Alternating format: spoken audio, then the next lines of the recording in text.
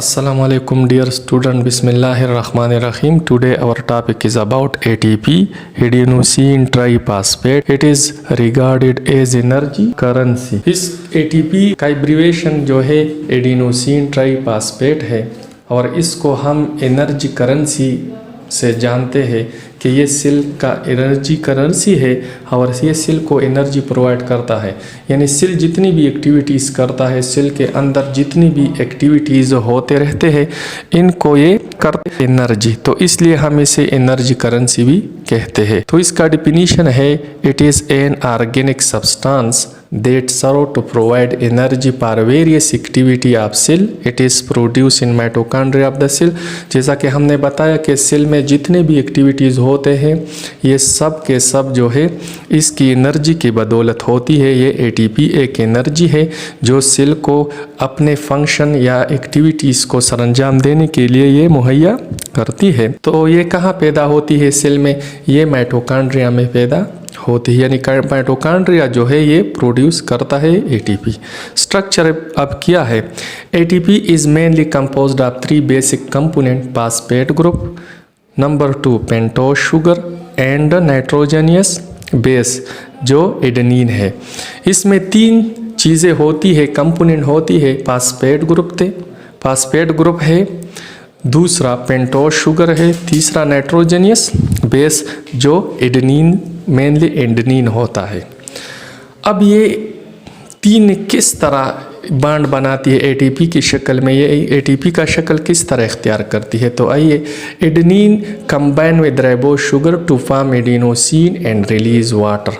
अब ये क्या करता है? ये एडेनिन जो होता है ये राइबोज शुगर के साथ बॉन्ड बना लेता है, जिसके नतीजे में वाटर रिलीज होता है और ये एटीपी में एडिनोसिन जो है ये बन जाता है। एडेनिन और शुगर के, पेंटोज शुगर के केमिकल रिएक्शन से एडिनोसिन वजूद में आता है। इसके बाद एडिनोसिन फिर कंबाइन होता है ऑर्गेनिक फास्फेट के साथ और एडिनोसिन मोनोफॉस्फेट बनाता है। इस तरह एएमपी, जिस एडिनोसिन मोनोफॉस्फेट कहते हैं, ये कंबाइन हो जाता है किसके साथ? दूसरे फास्फेट ग्रुप के साथ, इनऑर्गेनिक फास्फेट के साथ, और एडीपी बना देता है, एडिनोसिन डाइफॉस्फेट।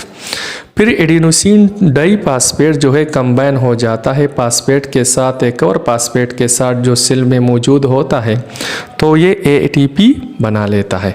यानी एटीपी में 3 फास्फेट होते हैं। जिस तरह इसमें ये स्ट्रक्चर में आप देखें, ये एडिनोसिन है, ये एडिनोसिन का स्ट्रक्चर है ये वाला, और ये जो है पेंटोज शुगर है, ये इसके साथ बॉन्ड बना लेता है और फिर ये शुगर जो है ये बारी बारी तीनों फास्फेट के साथ बॉन्ड बना लेता है। इसको हमने इसका स्ट्रक्चर जो है बनाया है और ये दोनों को नहीं, तो ये दोनों भी इस तरह का स्ट्रक्चर रखते हैं। इसके बाद इसमें 2 किस्म के बॉन्ड, लेकिन ये तीनों याद रखिए, ये रिएक्शन आप देख सकते हैं। इसके ऊपर हमने एनर्जी लिखा है, ये एंडरगोनिक रिएक्शन है। यानी इसका मतलब है कि इसके पाम यह जो है एडेनिन और राइबोज तब रिएक्शन करेगा, जिसको अगर हम प्रोवाइड नहीं करेंगे एनर्जी तो ये रिएक्शन नहीं करेगा। इन चारों स्टेप में एनर्जी की ज़रूरत होती है, इसलिए हम इसे एंडरगोनिक रिएक्शन भी कहते हैं। ये एनर्जी की बदौलत ये एटीपी बनती है और फिर यही एनर्जी जो है ये सेल यूटिलाइज करती है जब ये बॉन्ड जो है फास्फेट की बॉन्ड जो है ब्रेक हो जाता है।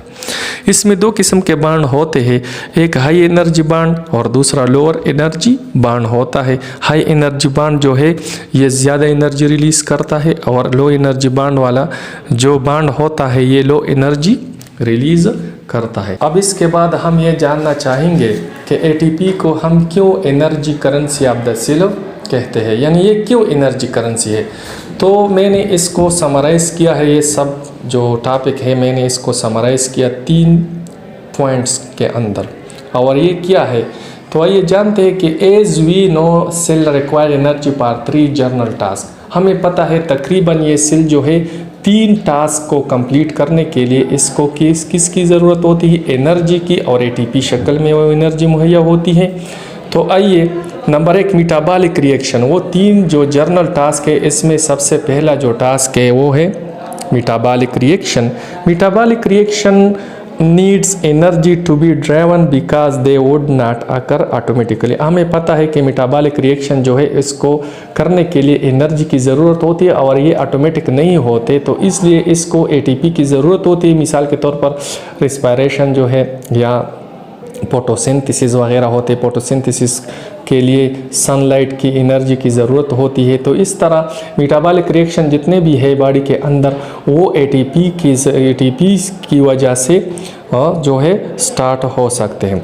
इसके बाद ट्रांसपोर्टेशन जो है यानी to transport needed substances across the cell membrane. Cell के अंदर जितने भी सब्सटेंसेस अंदर जिसको जाना होता है तो दो मुख्तलिफ तरीक़ों से होता है, जिसको हम डिफ्यूजन भी कहते हैं, एक्टिव ट्रांसपोर्ट भी कहते हैं। एक्टिव ट्रांसपोर्ट जो होता है इसको एनर्जी की ज़रूरत होती है। बाज़ चीज़ें जो है वो सेल के अंदर नहीं जा सकते जब तक उसको एनर्जी मुहैया नहीं हो पाता।